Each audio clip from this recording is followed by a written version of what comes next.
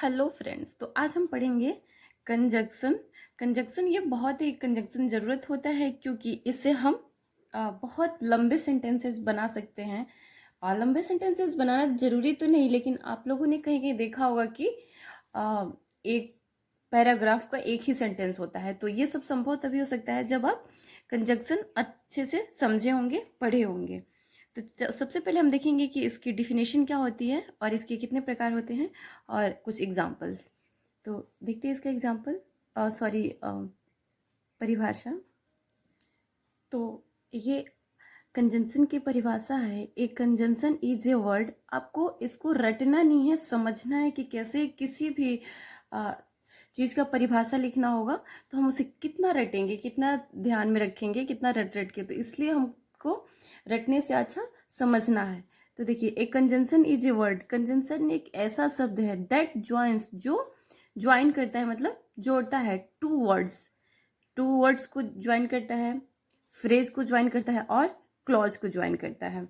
Okay, तो अब आप सोचेंगे कि फ्रेज क्या होता है और क्लॉज क्या होता है। तो फ्रेज होता है एक ग्रुप ऑफ वर्ड्स, मतलब यह एक ग्रामेटिकल यूनिट बनाता है। फ्रेज जैसे ए रेड मार्कर। ओके, अब क्लॉज क्या होता है, तो ये एक क्लॉज में एक सब्जेक्ट और एक वर्ब का होना कंपलसरी होता है। ठीक है, तो ये रहा फ्रेज और क्लॉज की कहानी। चलिए, तो हम देखते हैं कि कंजक्शन में क्या क्या आता है, कौन कौन से कंजक्शन होते हैं। तो इसमें सबसे पहले होता है एंड। कोई भी चीज़ हम एंड से जोड़ते हैं ना, एंड।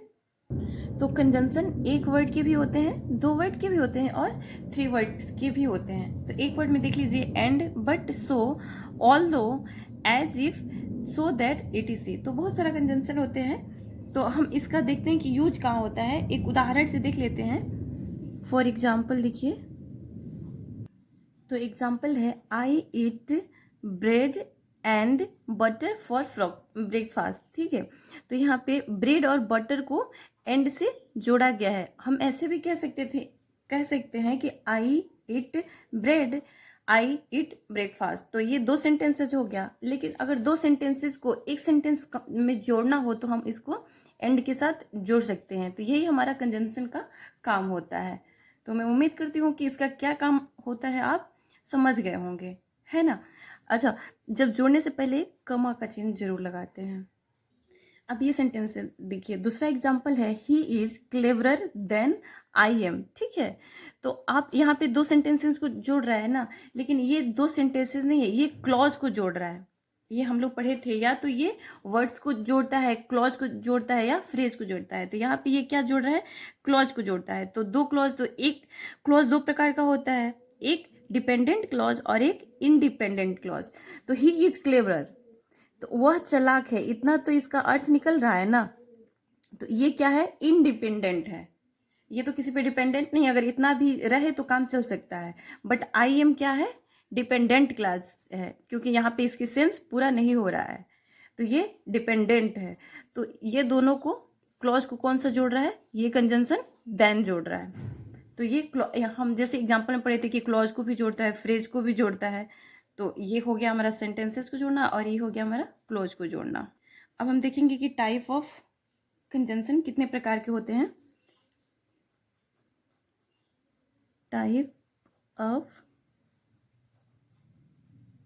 कंजंक्शन, ठीक है, तो ये कितने प्रकार के होते हैं, ये तीन प्रकार के होते हैं। कंजंक्शन के तीन प्रकार होता है।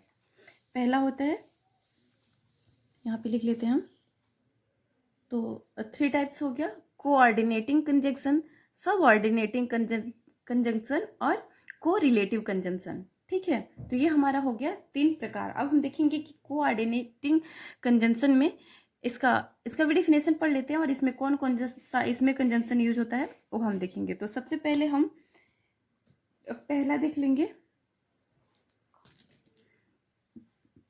पहला हमारा क्या है, coordinating conjunction.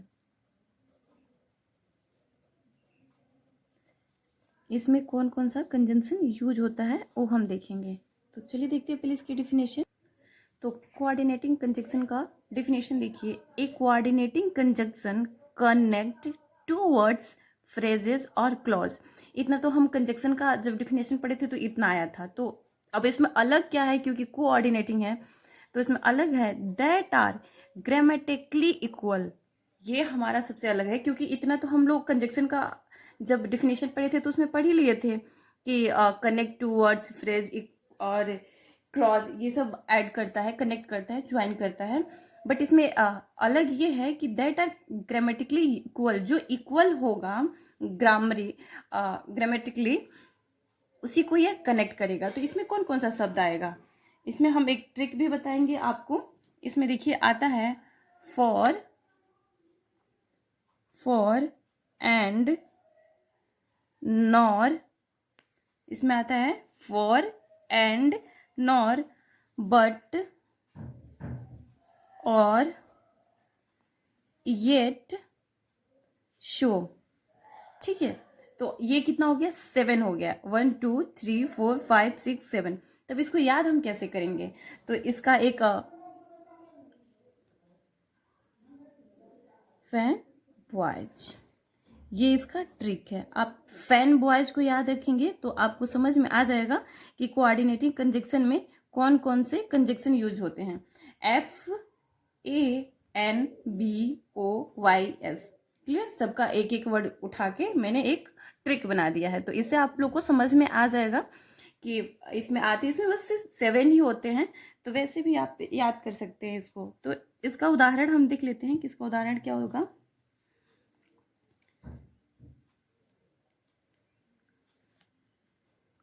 Ram and Mohan go to Delhi. तो इसमें राम भी क्या है, नाउन है, और मोहन भी नाउन है, तो दोनों ग्रामेटिकली इक्वल है। देन यहाँ पे क्या होगा, हमारा कोऑर्डिनेटिंग कंजक्शन एंड का यूज हुआ है। क्लियर। नेक्स्ट एक और एग्जांपल देख लेते हैं। I went to shop, I went to shop, मैं दुकान पे गई, बट इट वॉज क्लोज, लेकिन वह बंद था। ठीक है, तो ये बट यहाँ पे कंजक्शन लगा है, यहाँ पे एंड कंजक्शन लगा है, तो ये हमारा हो गया कोऑर्डिनेटिंग कंजक्शन। अब दूसरा क्या था, सबऑर्डिनेटिंग कंजक्शन। तो सबसे पहले देखते हैं दूसरा जो है उसकी डिफिनेशन क्या है और उसमें कौन कौन से कंजक्शन यूज होते हैं। तो देखिए, सबऑर्डिनेटिंग कंजक्शन का डिफिनेशन होता है, इस subordinating conjunction join a subordinate clause to a main clause. इसमें ये नहीं होता है कि फ्रेजेस को ज्वाइन करेगा या फिर वर्ड्स को ज्वाइन करेगा, इसमें सिर्फ क्लॉज को ज्वाइन करेगा। और अब आप सोचेंगे कि सबऑर्डिनेट क्लॉज क्या होता है और मेन क्लॉज क्या होता है। तो सबऑर्डिनेट क्लॉज को हम लोग डिपेंडेंट क्लॉज कहते हैं और मेन क्लॉज को क्या कहते हैं, इंडिपेंडेंट क्लॉज। डिपेंडेंट मतलब आप समझ रहे हैं ना, जब तक हम लोग जॉब नहीं करते हैं तब तक क्या है, हम लोग डिपेंडेंट है, और जब जॉब करने लगेंगे तो हम लोग भी इंडिपेंडेंट हो जाएंगे। तो ये हो गया हमारा, इसका मतलब क्या हो गया, हमारा सबऑर्डिनेट का मतलब डिपेंडेंट और मेन क्लास इंडिपेंडेंट। तो इसमें कौन कौन सा आता है कंजक्शन, तो इसमें हम देख लेते हैं। सबसे पहले इसमें आता है आफ्टर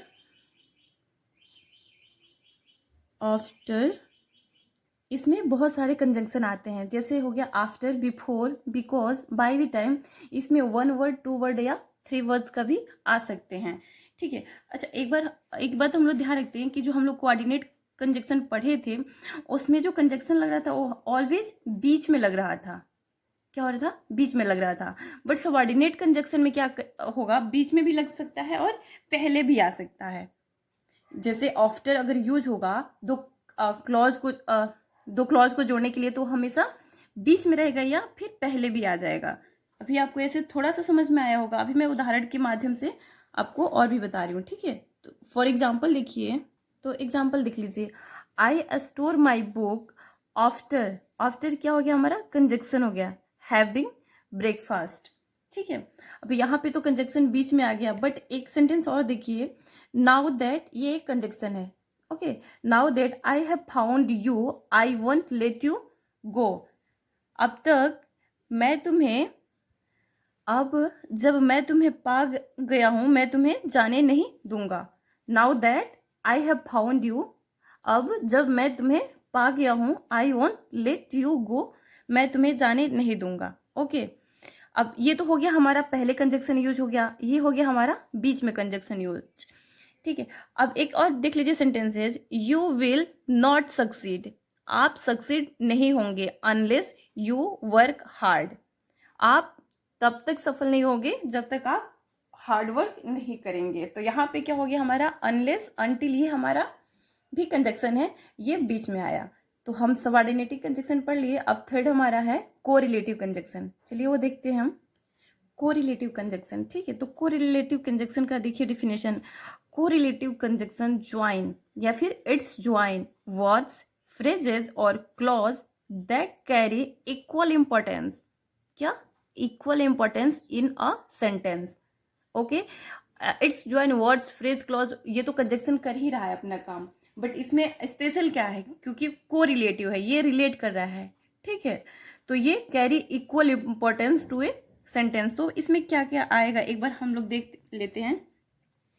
इसमें आएगा नाइदर नॉर, ठीक है, तो इसमें हमेशा पेयर में ही आता है, जैसे आइदर और, इसको बहुत तो ईदर और भी बोलते हैं, नाइदर नॉर को नीदर नॉर भी बोलते हैं। तो जिसमें आपको आसानी लगे, तो either or, neither nor, not only but also, both and ATC.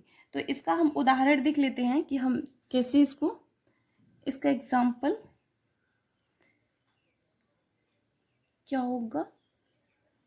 Either, कम और गो, मतलब या तो आओ या फिर चले जाओ। तो इसमें आइदर के साथ ऑलवेज और का ही यूज होगा, ये हमेशा ध्यान रखिएगा।